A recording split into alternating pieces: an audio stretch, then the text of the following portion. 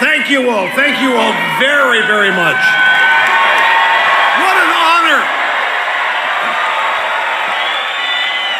What an honor. This is so exciting. I have been watching Trump rallies from the very first one. And to be part of one, folks, I'll tell you, it's the night of a lifetime. You know, I was just backstage.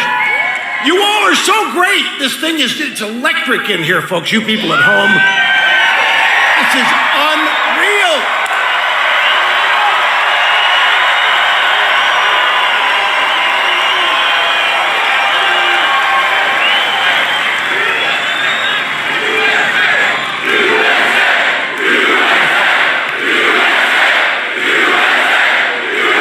You know what? I am so hoping that in a few short minutes you start chanting something else. Maybe you'll do. No? I was just talking to people backstage, and somebody said that the president and all of us have been labeled by some Democrats in the media divisive.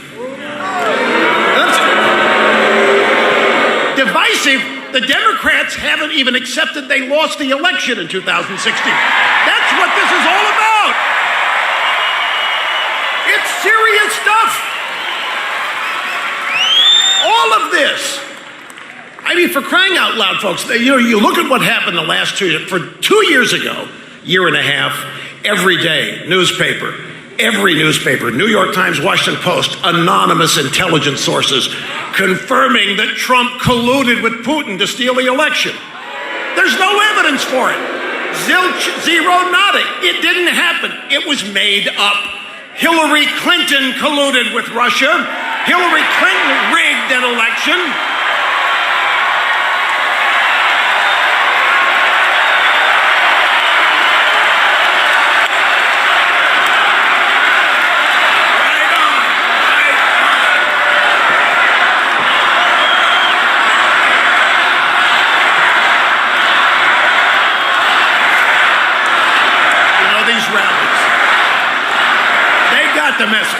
They got the message. These rallies, I have to tell you, they are the envy of official Washington. You realize there isn't a single elected official in either party who could do what this is tonight. Other than Donald Trump, there's no one. No one.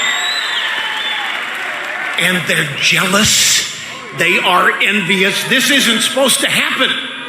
You people are supposed to love them, not Trump. And so guess what? They want to get in on it. Bill and Hillary Clinton and their national stadium tour. Talking about, have you seen Obama? He's been stumping down in Florida where I live. He's drawing crowds of 1,000 people, 2,000 people. Joe Biden can't fill a phone booth because he's looking for somebody to punch out. Is incredible. And you know, a little history, when I first started watching the campaign, I watched the president and his family come down the escalator in June of 2015, and I heard his opening remarks, and I said, there's no way. And then I saw the first polls, and then I saw the first one of these, and I said, he's gonna win, because he has a connection. There is no other politician with a connection to voters like this. Nobody has it. And Washington can't stand it. I'm not kidding. The establishment cannot stand it at all. Now, folks, in all candor, you know,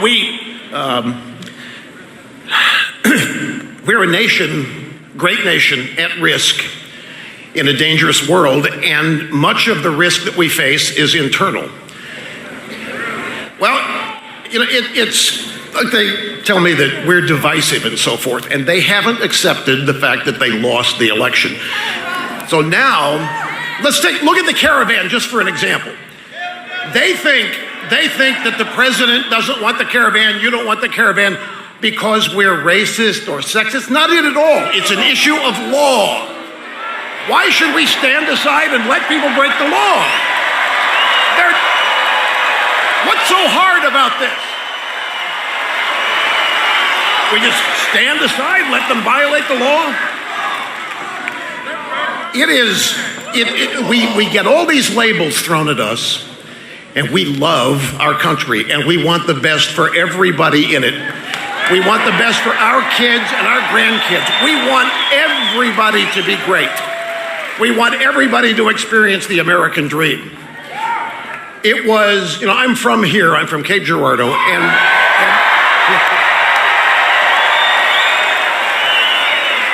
it was, now don't take this wrong, but 50 years ago was the first time I was 16.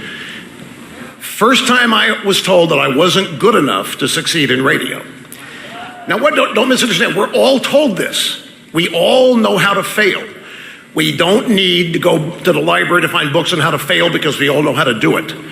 You'll never go to the library and find a book, Great Moderates in American History or Great Committees in American History. Donald Trump wants America to be great again, and it's not a slogan, it's an objective. And it is. This is great.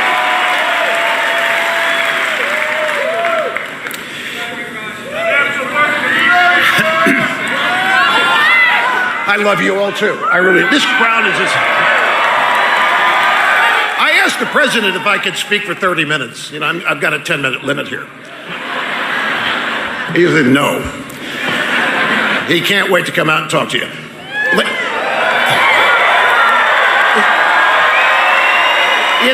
It's an amazing thing that Donald Trump has done. Donald Trump doesn't need any of the grief that he gets. Donald Trump doesn't need any of it. Donald Trump could do and has done whatever he wants. He's one of the most successful people in America, and he doesn't need this. He doesn't need to put up with the abuse. He doesn't need to put up with but he does.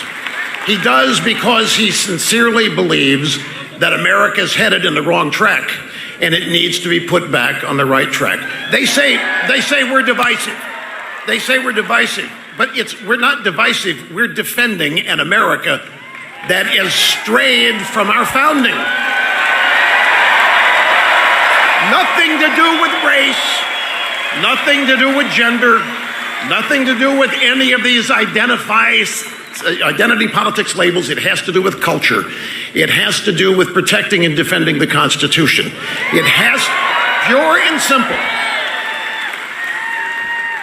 So I think it's a wonderful thing that you've come out here tonight. I could not be more honored to be part of one of these rallies. The bond, folks, I'm telling you, the bond that exists between you and everybody else that's been to a Trump rally is something that politicians envy, and the people in Washington really haven't taken the time to understand why you voted for Trump. They just think you're stupid for doing so.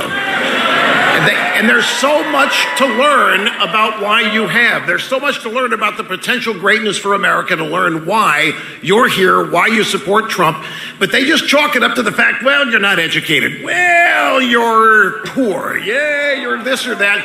And you're angry. You're not angry. You love people. You want your country to be the greatest it can be. And you finally got somebody willing to help you do it. Somebody to stand up for you. Somebody to stand with you. We, are hanging by a thread. Do you realize, folks, there is nobody, I should say nobody, there are some on the Republican side who would attempt to do what the president's done. But for the most part, there's nobody who would do what Donald Trump has done. Nobody would buck the system. Nobody would take it on.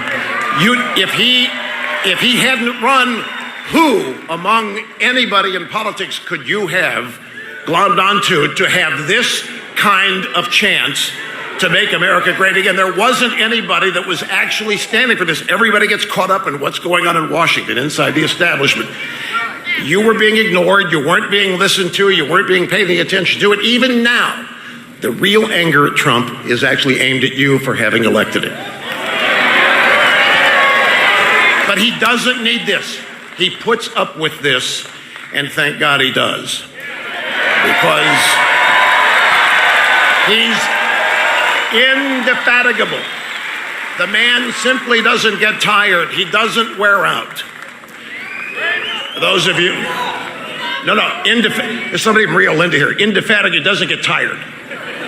Just keeps going and so forth. Without any further ado, folks, thank you so much. It's been great. It's great to be here, be part of this. Raise the roof, because here he comes, the President of the United States, Donald